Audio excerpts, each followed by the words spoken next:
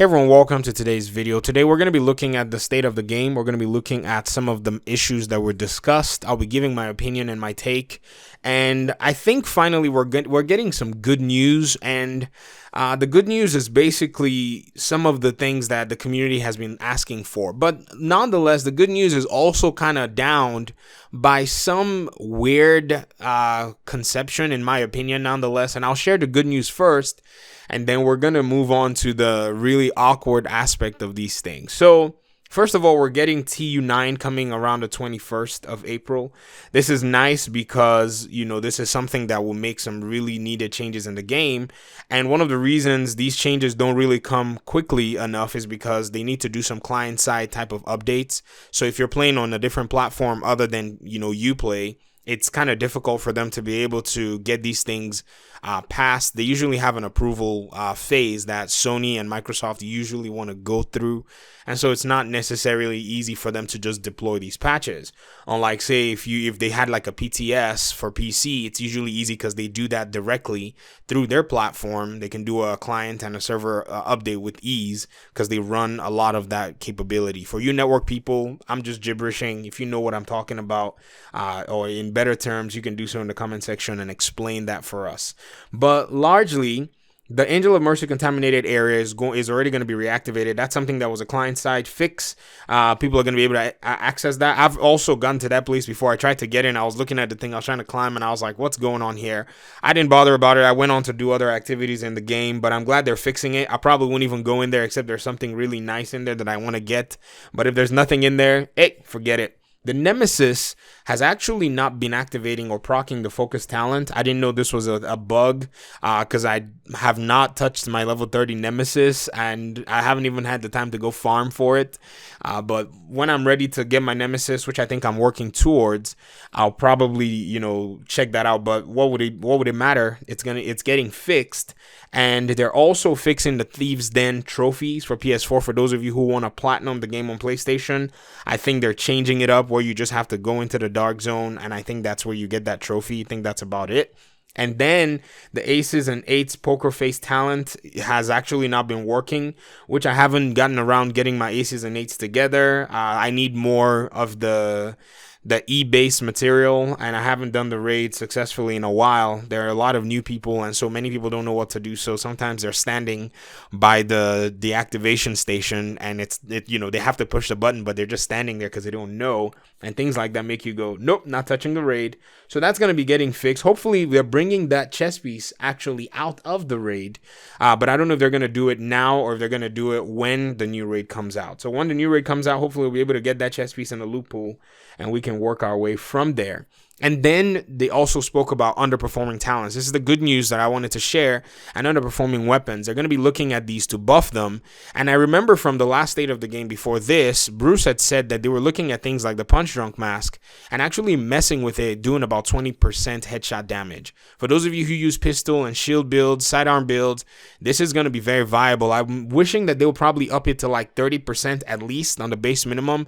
This is going to draw more people to using it because it's just, it just seems a lot worth it than, 20%. But, 20% is still something good. But I feel like they need to make it outlandish because the sidearm doesn't really do that much rate of fire. And if the sidearm is hitting really hard, then that's actually good, in my opinion. That's just me. I think that's something that the developers, can make their decision on whatever it is. We'll test it out and see how it works. Now, exotics are going to be getting some reconfiguration type of functionality where you can actually take an existing exotic of yours that's level 40 and try to reconfigure the exotic itself. So it's not like you can roll one talent. You basically are going to be re-rolling the entire talent. But here's the kicker. You might lose some stats that you already have regarding numbers. So say you have, I don't know, maybe some LMG that has, now 9% to damage the targets out of cover. And, maybe you have a max rolled on LMG damage, and then you have maybe another critical hit damage roll max. If you're trying to get that 9% damage to targets out of cover to go full, you'll have to reroll the entire exotic and risk actually having those other two full stats actually getting lowered because of the way the RNG works. This is actually a punch in the gut.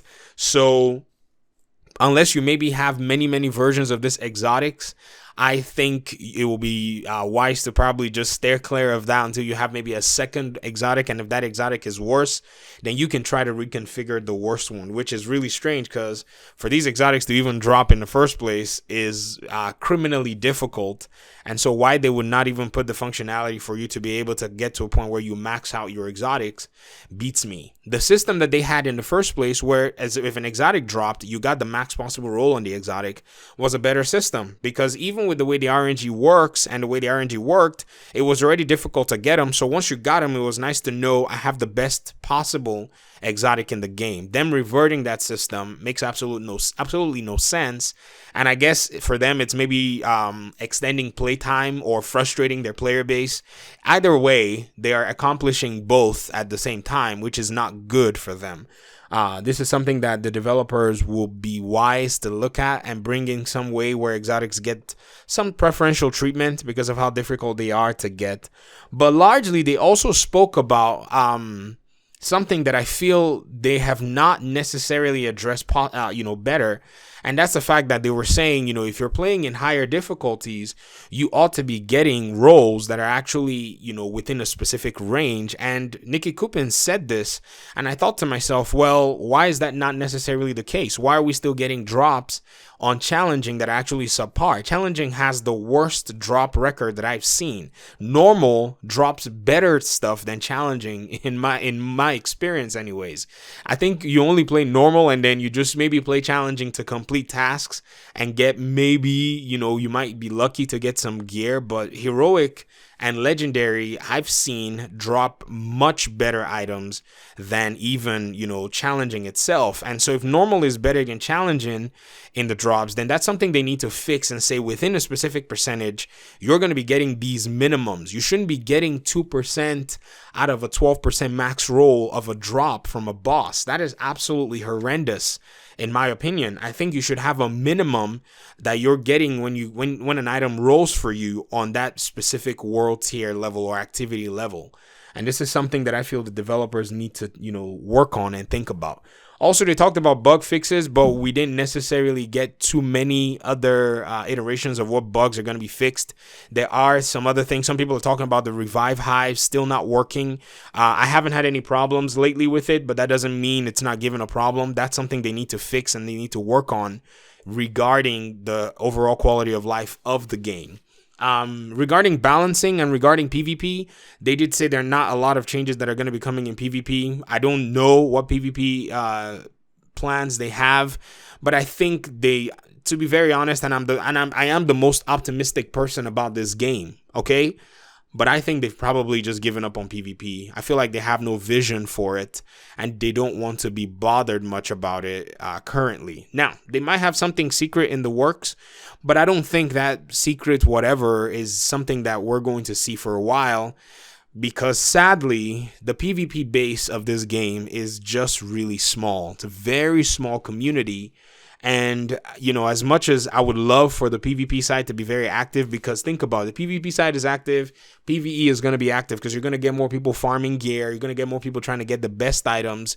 But it seems like PvP has just gotten relegated to a very small corner, and the writing was on the wall at the onset of this game. Many people didn't see that. And I said this, but people just bark a lot and they don't necessarily focus and assess issues. That's why Marco Style left the game. When Marco Style said that there was a fundamental issue with PvP and the way it was dropped in the Division 2, the community jumped on the young man and just started barking on him. And he said, you know what?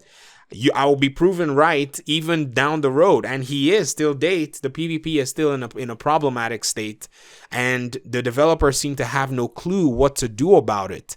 And this is where the game is. I was going to make a PvP video down the road, but I just kind of waited. And once they said we don't have too many changes for PvP, that clued me in too. They seem satisfied with where PvP is right now. And if they're satisfied with where PvP is right now, then it just shows clearly that they have no ideology or no concept as to how their own PvP game works. Now, I've seen people say, where's Terra Spires? Where's Red Storm? Remember, folks, many community members chastised Red Storm and chastised Terry Spires and his team whenever they were trying to bring some needed change to PvP. This same community pretty much trashed them. It's the way this community is. This community sometimes has a way of swaying back and forth with different opinions and different things. And now they're wishing that Terry Spires and Red Storm will come back. We don't know if they left or if they were taken off the project or if they are probably working on some huge change. But time is already telling that doesn't seem like much is coming. And so for the PvP community, what I think is a lot of the content creators can start to step up and start maybe documenting some necessary changes that can work and alternatives. As crazy as it may sound, when Marco was in this game, playing this game, he made suggestions for changes. And those changes actually showed up in the game, and they were actually, in my opinion, embraced. If the content creators that work on PvP can actually do this, maybe you can help the developers. That's one thing about the Division that used to be smiled upon, was the game was actually developed in conjunction with the community. That's how we got Division 1 to where it actually was. Many people think Division 1 just it was the community's input that cleaned up the Division 1 for a long time. And now that we're seeing the Division 2 where it is, it seems like the community's input is not at a place where it can actually help these developers. I'll just say it. Our developers, in some cases, they seem like they're in over their heads. This game is too complex and too ambitious. And trust me, if any other development team was tackling this game right now and doing a better job, Massive would have failed. It's just Massive took on something that, they probably thought was a cool idea, but then once it started to get into implementation territory, my gosh, they seem to just not have a lot of the bandwidth to handle all of this right now. And I think it's another thing that's telling about a studio that's a multi-game studio. They're developing another game. For those of you who don't know, many people are not paying attention to this. They're developing Avatar. So they have a committed team that's working on that game. And if you maybe had that team probably working on the entirety of the Division 2, we'll probably have the Division 2 at a better state. It's a game that requires hundreds and hundreds of developers, hundreds of people working on it. And so far, even though we have some hundreds working on it, it just doesn't seem like it. And then also, we have to also put this at the end of the, at the end of everything and be considerate, because what's going on in the world right now has actually changed the pace of things. Maybe if the developers were dragging their feet when they had opportunities in the office, maybe if things get back to the way they were, they'll probably pick up their step and work much diligently. But I wouldn't say they aren't working diligently. The game so far, I think, is in a good place. I know many of the community members will say things like there's no build diversity, only red builds work and all that.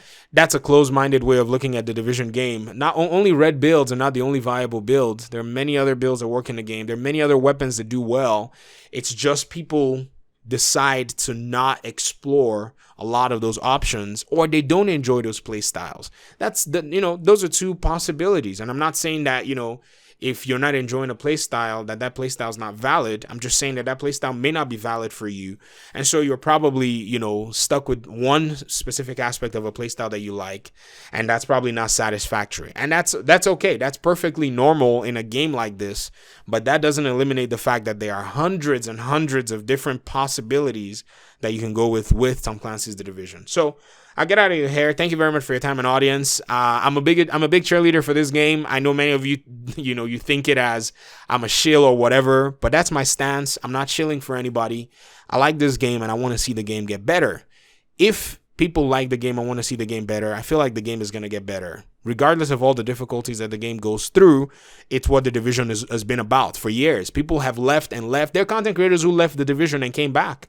If the game was that bad, why did they come back? If the game was terrible, why did they come back? Why? Anyways, I guess I'm just get out of your hair. I've been talking too much, and I'll see you guys in the next video. Peace.